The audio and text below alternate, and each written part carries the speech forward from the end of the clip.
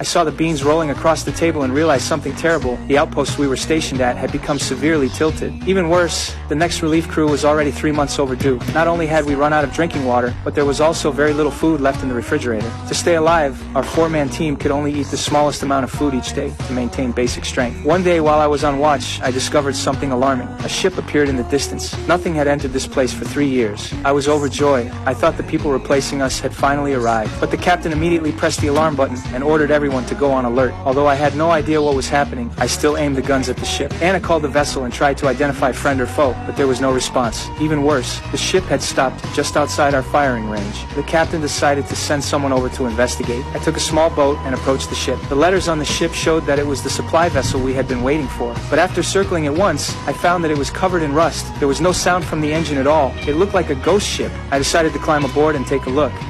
No sign of life. After reporting to the captain, I turned off my radio so I would not alert anyone on board. When I reached the bridge, I found the place in complete disorder. The chairs were lying on the floor, the cups were covered with spider webs, the electrical system had completely failed. The strangest thing was that the entire crew had disappeared. I went deeper into the ship. When I saw the food stacked in the corner, I immediately recognized it as the supplies brought by the relief ship. The clothes and food were still there, but the 4 crew members were gone. Back at the outpost, the captain seemed to sense danger. He kept calling me, but there was no response over the radio. He thought I had met with an accident. Without hesitation, the captain demanded Anna's key. It was part of the launch system for the nuclear missile. For safety reasons, the 2 keys were normally kept by 2 different people. Although Anna did not agree with the captain's decision, she had no choice but to comply under pressure. That was when I remembered and quickly turned the radio back on. No one here.